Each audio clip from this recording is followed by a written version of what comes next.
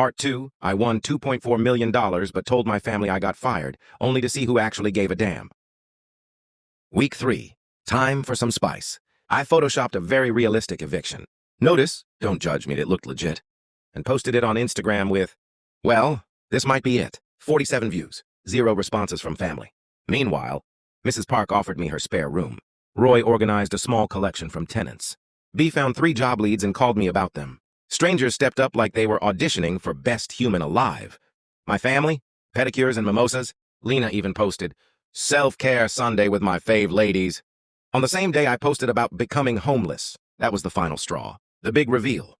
AKA family dinner destruction. We have mandatory Sunday dinner at my parents' place. I showed up looking rough. Like I got in a fight with a laundromat dryer rough. Everyone was already there. Sipping wine that cost more than my entire fake weekly food budget. Uncle Greg whispers not quietly. Yikes, Jonah looks rough. I sat down and said, real monotone. Unemployment's been rough. My mom actually sighed and said, well, you should have saved better. We raised you smarter than this. That's when I pulled out my phone. Actually, about that. I opened the photo from the lottery office. Me holding the 2.4 million check. Date stamped from 8 weeks ago. The room froze. My dad finally said, What is this? I put my phone down and said, a test. And every single one of you failed. Dead. Silence. I've never seen a room full of adults glitch so hard. So after I nuked Sunday dinner with the surprise, I'm a millionaire and you all suck, reveal. I basically Irish exited the house before anyone could recover. I got in my car, blasted some petty revenge music, and went home to eat the leftovers Mrs. Park gave me. I figured that was the end of it. Boy, was I wrong. The next morning, my phone looked like it had been struck by lightning. 27 missed calls, 14 voicemails, 67 texts in the family group chat. These people were suddenly acting like I'd been kidnapped. Message 1, Mom, sweetheart, we need to talk. Your father and I are very disappointed in how you handled things. Yes, apparently I handled things poorly by showing them who they were. Then, Mom. Also, your cousin Lily is struggling with her rent. Maybe you could help her out. It would be the Christian thing to do. I stared at my screen like, ma'am, you wouldn't loan me a stick of gum 2 weeks ago. Message 2, Derek, BMW King. This man, he had the absolute gall to write.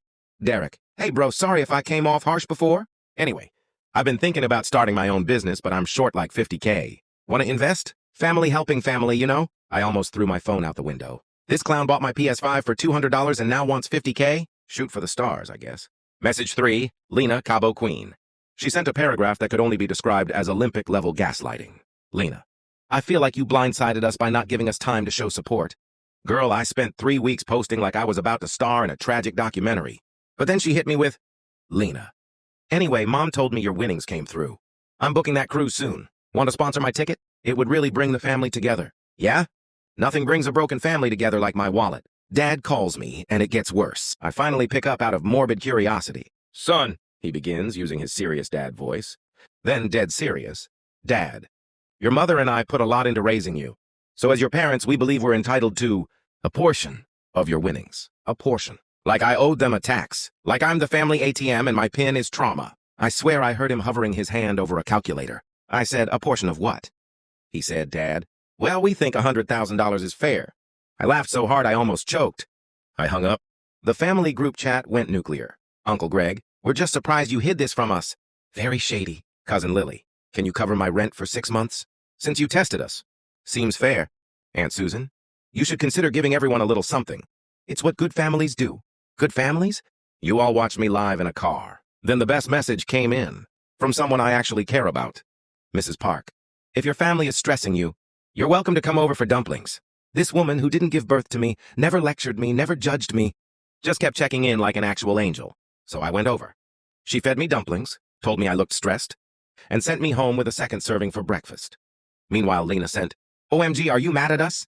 My brother texted, so, should I give you back the PS5 or, no, Derek, keep it, frame it, worship it. I don't care what I did next. I sent one message to the family group chat. The people who helped me when I had nothing are the people who will benefit from what I have now. That list does not include any of you. Then I muted the chat for a week. Part 3. I won $2.4 million but told my family I got fired, only to see who actually gave a damn. After I dropped the group chat nuke, none of you will benefit from my winnings. Things went quiet for about 3 days. And by quiet, I mean eerie quiet, like the moment before a tornado touches down. Then Saturday morning happened. It starts with loud banging on my front door, like the cops. I look through the peephole and nearly choke on my coffee. My entire family is standing there. Mom, Dad, Lena, Derek, Aunt Susan, Uncle Greg, Cousin Lily, even Cousin Brett, who looked like he got dragged there. There were so many of them, it looked like the world's pettiest intervention. I open the door because I'm dumb and curious. Mom storms in first like she owns the place. "Jonah, we need to talk," she snaps. Brushing past me like I'm the doormat, Dad follows, arms crossed like he's about to fire me from a job I don't work for. The rest file in, trying to look serious, but honestly just looking nosy. I stand there like, "So? What's this about?" Like I didn't know exactly what this was about. Mom starts the performance. "Your father and I are very concerned," she says. Translation, "We want money." Then Lena jumps in. "You embarrassed the family with that stunt. Now people are talking." "Who? The HOA ladies? Your yoga instructor? Some random Karen at Target?" "Okay." Then Dad drops the hammer. "Let's cut to the chase," he says. "We're here because we deserve a share of that money." Deserve. Like they paid the taxes. Like they scratched the ticket. Like they even offered me a bowl of rice when I was jobless. I just stared at him. Then Derek tries to mediate like he's Dr. Phil. "Look, man," Derek says, sitting backwards on my dining chair like he's giving a TED talk. "We're your family. We should all benefit. That's how it works." This is coming from the dude who bought my PS5 for $200 and didn't even give me a ride home. Then Aunt Susan chimes in with the guilt trap. "You only got that blessing because of how you were raised." Lady what? I got lucky on a scratch-off. Not knighted by the queen, Cousin Lily gets bold. She pulls out a folder, a legit folder. Inside are her bills. She goes, "Since you put us through that emotional test, it's only fair you help us out now." She slid her rent invoice toward me like I was a cashier. I almost laughed. She was dead serious. Then Mom goes full dramatic monologue. "You're being selfish. Jonah, family supports family. You owe us." That word again. "Owe? Owe?" At this point, I hear a knock from the back door. It's Roy, the maintenance guy. He came by to return a drill he borrowed. He sees my family inside and goes, "You okay, man? This looks intense. Bless this man." This is where I snapped, calmly. I took a deep breath. "All right," I said. "You all want money? Let's do this properly." Everyone perked up like raccoons hearing a trash can open. I pointed at my parents. "You ignored my calls when I said I was worried about rent." Pointed at Lena. "You suggested I go back to school." Pointed at Derek. "You lowballed me on a PS5 worth more than your moral compass." Pointed at Aunt Susan and Uncle Greg. "You ghosted me for 3 straight weeks." Then I pointed at Lily. "You want me to pay your rent?" "You didn't even like my posts." They all started talking at once, shouting excuses, acting like they suddenly had reasons. Then I dropped the final line. "The people who helped me during my lowest get my help during my highest." You weren't those people. Dead, silent. Even Brett looked impressed. Then I called back up. I looked at Roy. "Hey, Roy, mind helping me out?" He steps in, cracks his knuckles like he's about to escort a drunk guy out of a bar. "All right, folks," Roy says. "Time to go." My family starts protesting. Dad. "You can't kick us out of your house." Me. "Actually, I can." I open the door. One by one, Roy gently but firmly walked them out like they were unruly customers at Walmart. Lena screamed.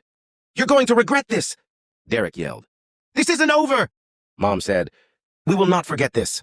I said, "Cool. Add it to the list."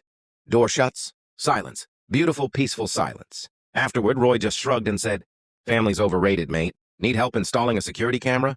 I laughed and said yes. Then I texted Mrs. Park. "You still making dumplings tonight?"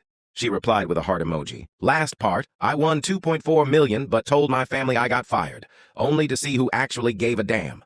After Roy escorted my family off my property like it was the world's saddest parade, things went quiet for about 2 weeks. Quiet enough that I actually started to relax. Then a letter arrived. From a law firm. I swear I laughed before I even opened it. Inside was a typed, overly dramatic, aggressively stupid notice. "We are representing your parents, Mr. and Mrs. Harper." To summarize their clown declaration, they claimed they were entitled to financial compensation because they raised me and emotionally invested in my future, and that my winnings were family assets. They even listed the years they paid for my school lunches to prove. Financial contributions. I'm not kidding. My family tried to invoice me for being born. I took the letter to a lawyer I actually trusted. B's cousin, Nate. B insisted, "Dude, you helped me when I needed a friend. Let me return the favor." Nate was a shark. The kind of lawyer who could talk himself out of a kidnapping charge even if he was holding the rope. He read the letter, snorted, and said, "Yeah, this is garbage. They don't have a case, or a fraction of a case." He drafted a response. The return letter was brutal. He basically told them, there is no legal precedent where parents can demand money from adult children. Lottery winnings are not marital assets of the parents. Emotional support is not billable. and my family should refrain from further harassment or risk being countersued. He also highlighted how they ignored me when I pretended to be unemployed, which demolished their claim that they were supportive caretakers. My family got humiliated by a 3-page legal slapdown. But it gets better. 2 days later, Dad called me and tried to bluff. "We're prepared to take this to court," he said. I said nothing for a moment, then put the phone on speaker. Nate, who I'd already told to stay nearby, leaned in and said, "Hi, Mr. Harper, this is Jonah's attorney. Just letting you know, if you file anything, we'll be requesting full discovery, including your financial history, communication records, and proof of your alleged support." "Are you sure you want that?" My dad practically swallowed his tongue. Then, "We'll drop it." Click. They never spoke of it again. Once the dust settled, I finally got to do what I'd been wanting to do since the beginning. Help the people who helped me, not out of guilt. Out of gratitude. 1. Mrs. Park. I knocked on her door with a folder. Inside was paperwork for a fully funded house renovation. Roof, windows, kitchen, bathroom, all prepaid. She tried to refuse. I said, "You gave me food when my own family didn't. Let me return the kindness." She cried. I almost cried. Then she fed me 3 bowls of dumplings so I wouldn't get thin. 2. Roy, maintenance legend. I found out he'd been skipping dental appointments because he couldn't afford them. I paid off the entire amount, plus a year of medical and dental coverage. I also handed him an envelope with $15,000. He froze and said, "Mate, this is too much." I said, "Dude, you kicked my entire family out of my house. That was priceless." He laughed for 5 minutes straight. 3. B, my coworker who gave me $500. I called her manager and recommended her for a senior position. Rock solid reference. 3 weeks later, she got the promotion. She FaceTimed me screaming. Then I handed her a check for $20,000. She cried so hard she dropped her phone. Or Omar, the deli guy. I walked into his shop one morning and handed him a card. Inside was a receipt showing I'd paid 2 years of rent for his store space. He had to sit down.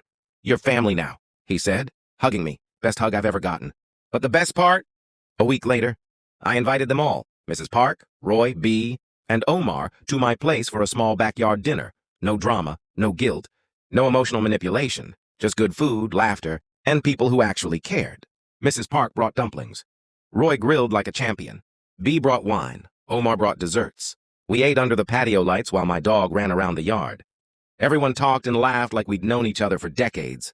At one point, Mrs. Park squeezed my arm and said, "You built a better family than the one you were born into." And for the first time in months, I felt genuinely happy. Thank you for watching. The end. Please don't forget to subscribe. Cheers, everyone.